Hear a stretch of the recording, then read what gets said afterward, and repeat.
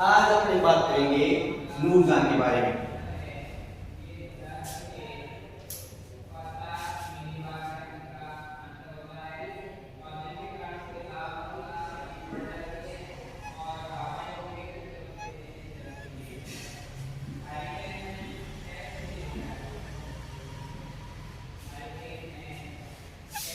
जहांगीर के राज्यकाल की सबसे महत्वपूर्ण घटना थी वो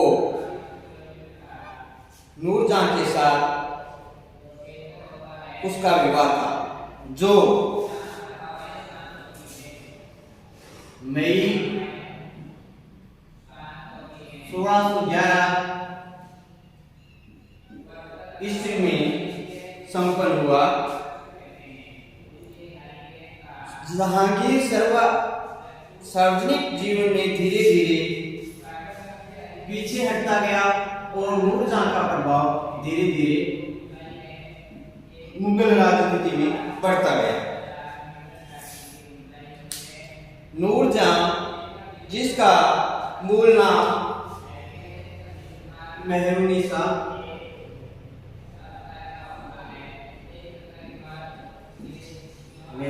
था, उसके पिता का नाम मिर्जा गयास बेग था।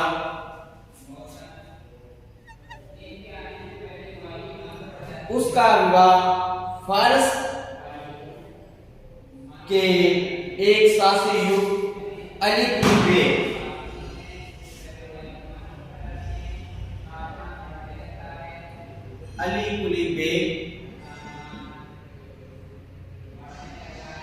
फारस का शासी युग था, अली कुली बेग, जिसके साथ मेहरुनिसा का विवाह हुआ था।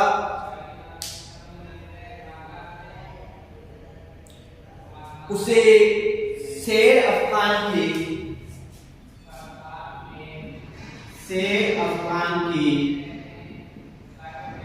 उपाधि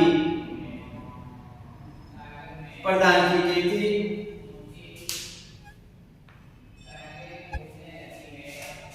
उसे बंगाल में जागीर दी गई।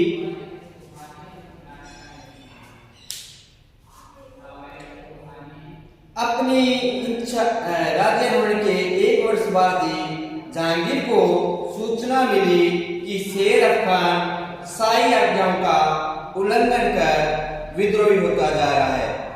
बंगाल के नए गवर्नर के आदेश दिया गया कि उसे नियंत्रित किया जाए। इस सैनिक कार्रवाई में कुतुबुद्दीन मारा गया। इससे बढ़कर कुतुबुद्दीन के अंगरक्षकों ने अली कुली बेग का वध कर दिया। नूरजहां को मुगल दरबार में पेश किया गया।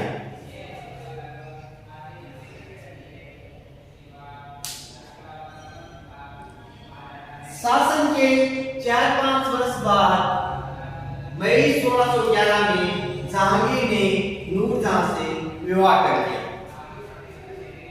जहांगीर ने उसे नूर महल की उपाधि दी और मेहरुनिसा को नूरजहां की भी उपाधि दी, जिसका अर्थ होता है संसार का प्रकाश। नूरजहां का अर्थ होता है संसार का प्रकाश।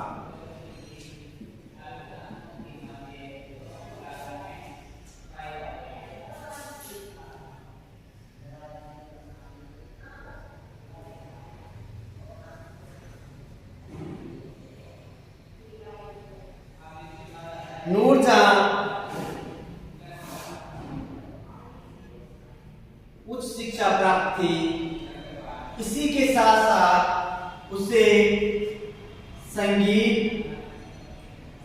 साहित्य, कला, चित्रकला के बारे में भी जानकारी थी।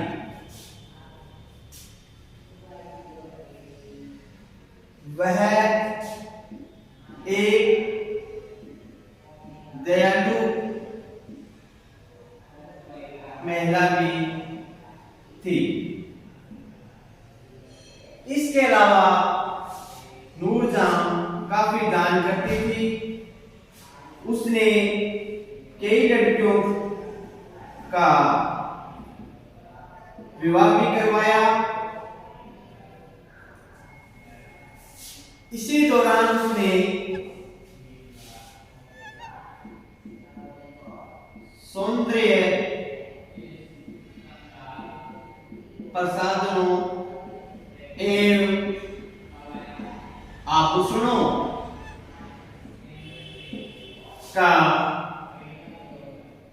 आविष्कार किया।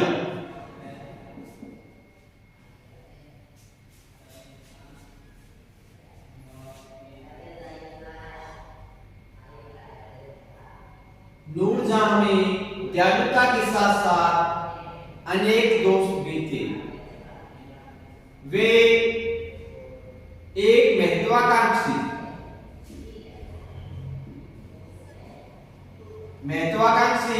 व ईर्ष्यालु महिला भी थी।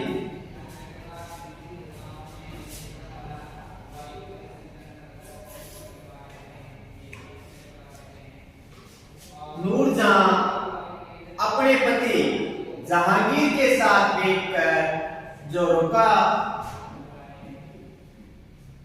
दर्शन भी देती थी। इसके अलावा नूरजहां ने अपने नाम के सिक्के चलवाए और शाही फरमानों को भी जारी किया।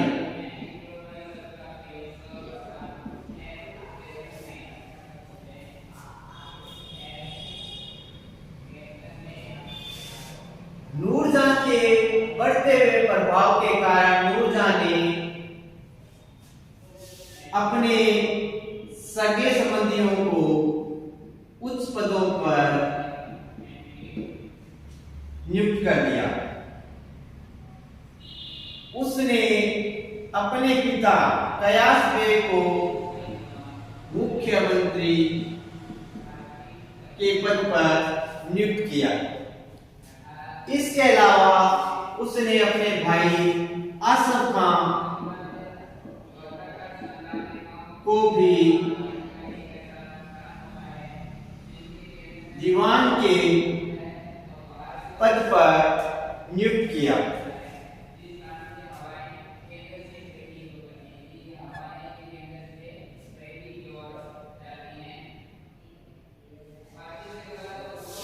उसने आसफ खान के दामाद खुर्रम को सैनिक अभियानों का नेतृत्व सौंपा। नूरजहां के समय जो विद्रोह दबाने का काम किया गया, उसमें नूरजहां ने खुर्रम को काफी महत्व दिया। खुर्रम द्वारा अभियानों का नेतृत्व करने के कारण उसके मान सम्मान व प्रतिष्ठा में काफी बढ़ोतरी हुई।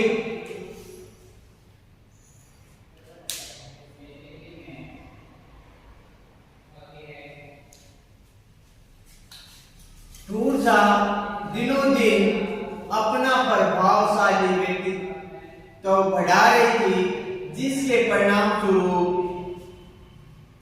जहांगीर दिनों दिन नशे की प्रवृत्ति में डूबता जा रहा था, जिसके परिणाम स्वरूप उसके शासनकाल में अनेक विद्रोह उत्पन्न होने लगे, जिनमें से प्रमुख विद्रोह निम्न प्रकार से हैं। सर्वप्रथम अपने खुर्रम के विद्रोह के बारे में बात करेंगे। खुर्रम आसफ खान का दामाद था।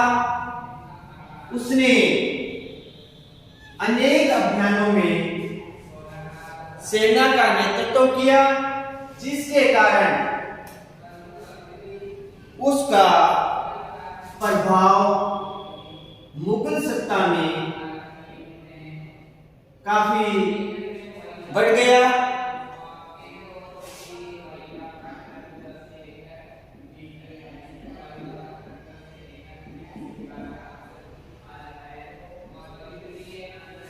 खुर्रम का विद्रोह। शहजादा खुर्रम महत्वाकांक्षी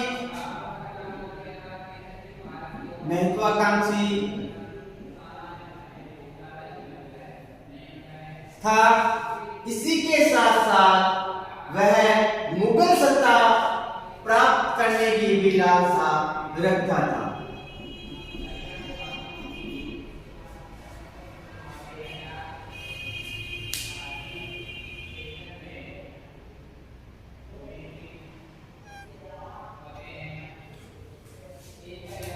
नूरजहां के काल में खुर्रम काफी प्रतिष्ठा प्राप्त कर चुका था। 1621 तक खुर्रम नूरजहां का कृपा पात्र था, परंतु अब खुर्रम नूरजहां के प्रभाव से निकलना चाहता था। दुर्व्यसनों के कारण सम्राट का स्वास्थ्य दिनों दिन गिरता जा रहा था। नूरजहां खुर्रम की महत्वाकांक्षा से परिचित थी।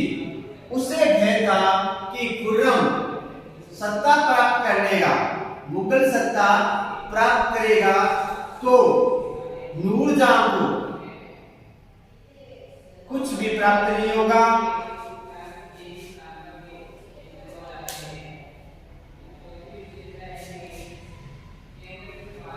इसी परिणाम स्वरूप नूरजहां ने जहांगीर के छोटे बेटे शहरयार को महत्व देना शुरू कर दिया। नूरजहां ने अपनी पुत्री लाडली बेगम का विवाह शहरयार से कर दिया। नूरजहां खुर्रम के विरुद्ध जहांगीर के कान भरने शुरू कर दिए। उसने कहा कि खुर्रम मुगल सत्ता प्राप्त करना चाहता है।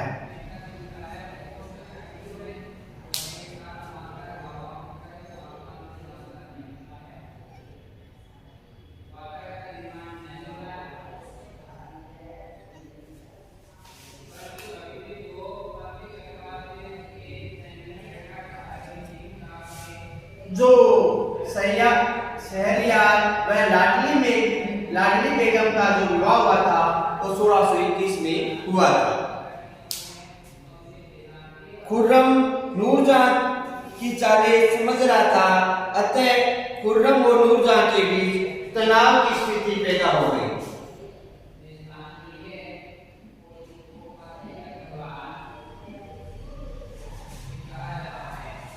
उसी समय फारस की सेनाओं ने गंधार पर आक्रमण कर दिया। तो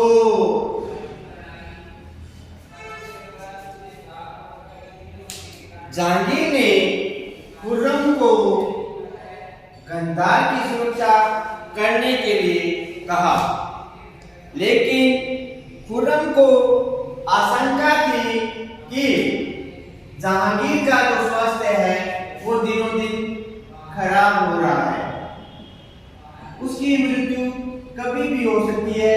अगर खुर्रम यहाँ गंधार चला जाता है और पीछे से जहांगीर की मृत्यु हो जाए तो नूरजहां शहरयार को उत्तराधिकारी घोषित कर सकती है।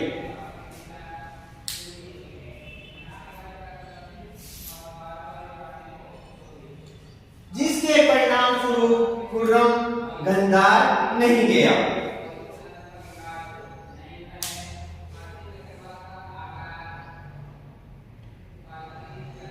लेकिन सम्राट से पंजाब का प्रांत, रणथंभौर का दुर्ग और शाही सेना पर अपने स्वतंत्र शासनाधिकार की मांग की। नूरजहां ने जहांगीर के कान भरे कि खुर्रम की मांगों से विद्रोह की बू आ रही। जब खुर्रम ने पंजाब, रणथंभौर में स्वतंत्र कार्यभार मांगा तो नूरजहां ने जहांगीर के कान भरने शुरू कर दिए कि ये इन मांगों से खुर्रम के विद्रोह की बू आ रही है। इसी समय एक और घटना घटित हुई।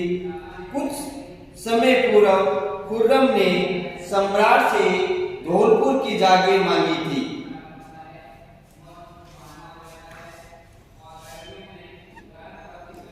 खुर्रम को विश्वास था कि उसे धौलपुर की रियासत प्रदान कर दी जाएगी, जिसके परिणाम स्वरूप उसने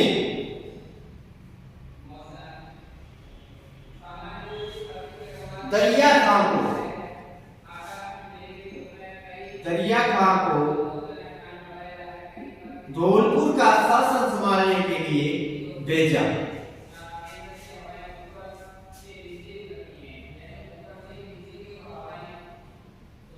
किंतु नूरजहां ने ये जागीर पहले ही शहरयार के नाम करवाकर वहां पर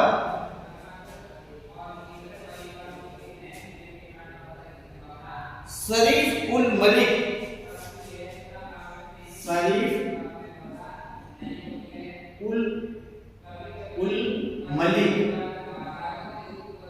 को शासन संभालने के लिए नियुक्त कर दिया था।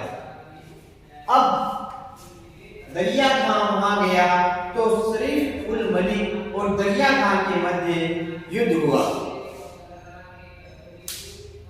इस युद्ध में शरीफ उल मलिक के बहुत से आदमी मारे गए।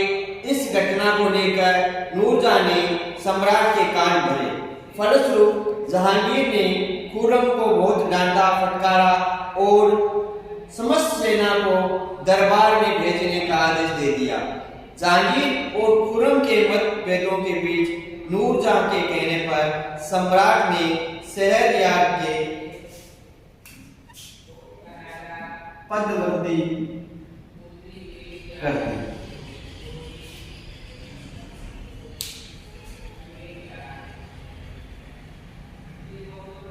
उससे नूरजहां को अपने भाई असफ खां पर भी संदेह हो गया, क्योंकि असफ खां का दामाद खुर्रम था और खुर्रम के पक्ष में असफ खां था। अतः नूरजहां ने असफ खां के प्रतिद्वंदी महब्बत खां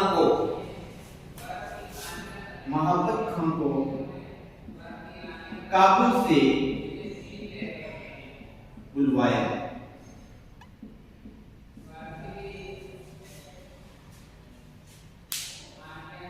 इन घटनाओं ने खुर्रम को विद्रोह के लिए बाध्य कर दिया। खुर्रम के विद्रोह का समाचार मिलते ही सम्राट मांडू की ओर गया और मई 1623 ईस्वी में अजमेर पहुंचा।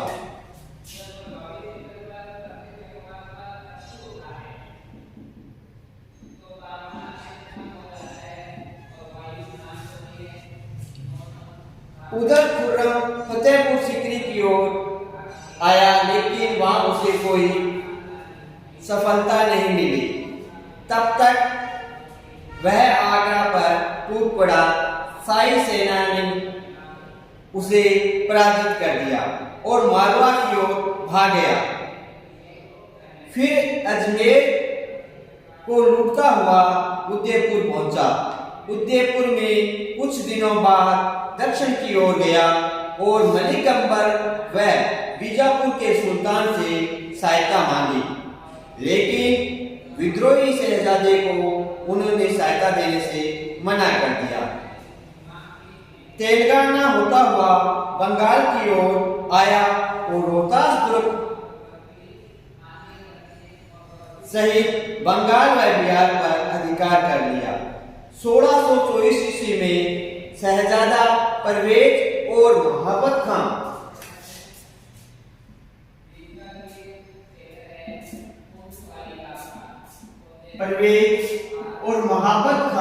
की संयुक्त सेनाओं ने खुर्रम को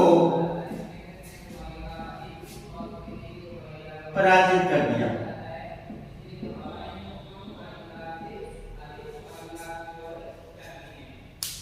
इसके पश्चात मई 1626 ईस्वी में सम्राट ने खुर्रम को असीरगढ़ व रोहतासगढ़ के दुर्ग छोड़ने तथा अपने दो पुत्र दारा शिकोह व औरंगजेब को दरबार में भेजने का आदेश दिया। खुर्रम ने अपने पिता के आदेश का पालन किया, अतः उसे क्षमा कर दिया गया। वह बालघाट का शासक नियुक्त किया गया। इस 3 वर्षीय खुर्रम के विद्रोह का कुछ भी परिणाम नहीं निकला, केवल जनधन की हानि अवश्य हुई। उसके पश्चात खुर्रम के विद्रोह के पश्चात अपने बात करेंगे महाबत खान के विद्रोह के बारे में। महाबत खान, जिसे नूरजहां ने काबुल से बुलाया था आसफ खान के विरुद्ध में,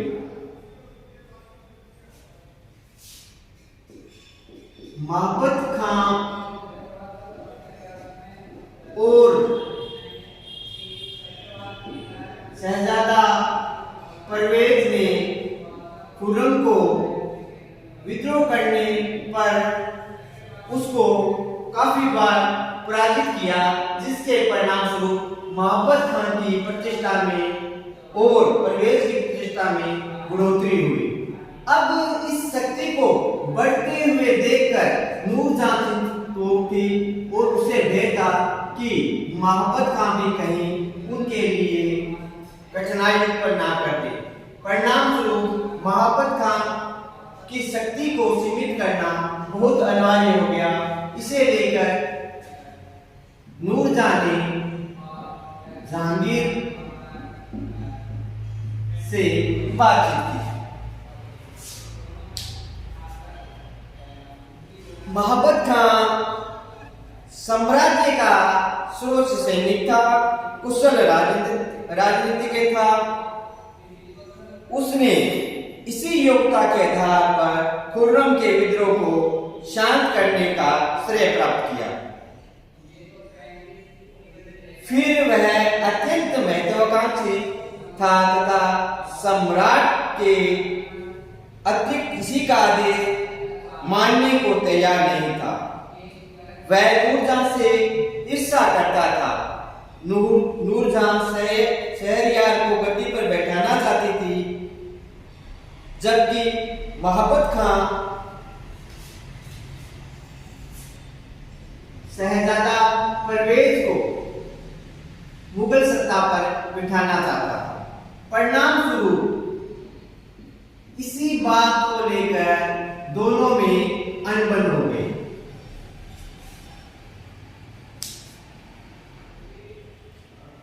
जिस समय खुर्रम ने क्षमा याचना का पत्र सम्राट के पास भेजा, तब शीघ्र ही महाबत खां को बंगाल भेज दिया गया। उसके स्थान पर खान जहां लोधी को राजकुमार परिवेश का परामर्शदाता नियुक्त किया गया। महाबत खां को दरबार में आने के लिए कहा गया और इसके अलावा महाबत खां ने जो युद्ध के दौरान जो धन प्राप्त किया था उसे भी राजकोष में जमा कराने के लिए कहा गया। इसके अलावा महाबत खां ने खुर्रम विद्रोह के दौरान हाथियों पर अधिकार किया था, वो मुगल साम्राज्य को सौंपने के लिए कहा गया। मार्च 1626 में वह अपनी सेना से झेलम के निकट साई डेरे के पास पहुंच गया। उसने डेरे में भय व्याप्त करवा दिया। नूरजहां ने उसे और अधिक अपमानित किया। उस पर राजद्रोह लगाया क्योंकि उसने अपनी पुत्री का विवाह बिना पूछे ही कुलीन सरदार के पुत्र के साथ कर दिया था। उसके दामाद को राज दरबार में बुलाया गया और उसे अपमानित किया गया। इस बात का जब महाबत खां को पता चला तो उसे बहुत दुख हुआ। वह सम्राट के पास गया और उसे बातों में लगाए रखा। इसी बीच उसके सैनिकों ने साई शिविर पर अधिकार कर लिया। महाबत खां ने सम्राट को अपने शिविर में ले जाकर बंदी बना लिया। नूरजहां उस समय अपने भाई के पास गई थी। नूरजहां को झेलम पार करने पर भी महाबत खां के विद्रोह की जानकारी मिली। दूसरे दिन नूरजहां हाथी पर सवार होकर ससैन्य सम्राट को मुक्त कराने हेतु नदी पार की, किंतु महाबत खां के भीषण आक्रमण के कारण वह वापस लौट जाने को बाध्य हुई। आसफ खां भागकर अटकते दुर्ग में आ गया। महाबत खां ने उससे दुर्ग छीनकर समर्पण हेतु वादे किया और आसफ खां महाबत खां के पक्ष में आ गए। इसके बाद नूरजहां ने भी आत्मसमर्पण कर दिया और सम्राट से मिलने की अनुमति प्राप्त की। महाबत खां ने शासन की बागडोर अपने हाथों में ले ली। सम्राट ने ऊपरी तौर से महाबत खां को सत्ता से संतोष प्रकट किया तथा काबुल की ओर प्रस्थान किया। सेनापति की सत्ता का आधार शक्ति थी, अतः राज्य कर्मचारियों एवं सेना में मनमुटाव होने लगा। महाबत खां ने लोकप्रियता को खो दिया। नूरजहां ने इस स्थिति का लाभ उठाया और उसने जहांगीर को महाबत खां की कैद से आजाद करवा दिया।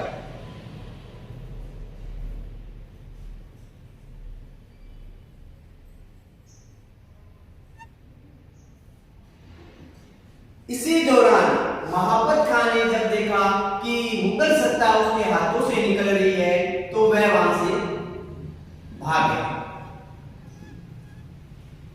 इस प्रकार नूरजहां ने महाबत खां के विद्रोह को दबाया।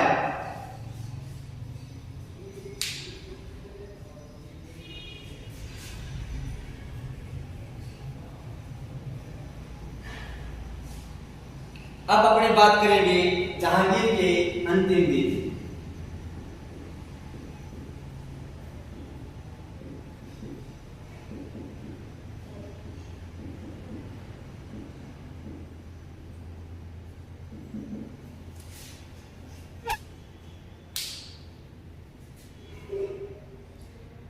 1622-23 में के बाद जहांगीर का स्वास्थ्य गिरता गया। वह अपने स्वास्थ्य लाभ के लिए कश्मीर में गया, लेकिन उसके स्वास्थ्य में कोई सुधार नहीं हुआ। उसने अफीम का सेवन बंद कर दिया और सिर्फ वह अंगूर का रस पीकर ही जीवित था। अब जहांगीर की स्थिति दिनों दिन बहुत खराब हो गई। वह चलने फिरने में असमर्थ था। अब सिर्फ वो पालकी में सवार होकर ही इधर उधर जाता था। यहां तक घोड़े पर भी सवार नहीं हो सकता था। कश्मीर में जब उसे कोई लाभ नहीं हुआ तो पुणे लाहौर की तरफ आया, किंतु मार्ग में उसकी तबीयत खराब हो गई और 7 नवंबर 1627 को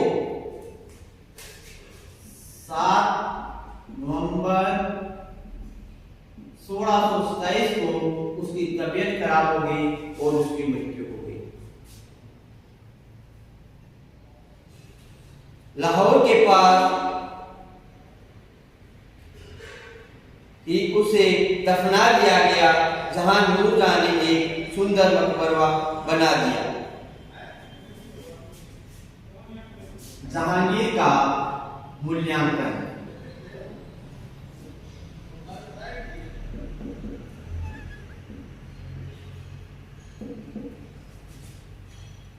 जहांगीर के चरित्र के संबंध में विद्वान एक राय नहीं है।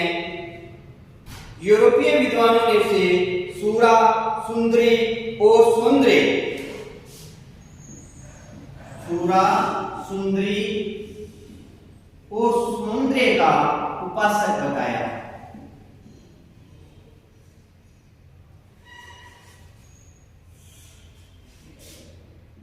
यूरोपियन विद्वानों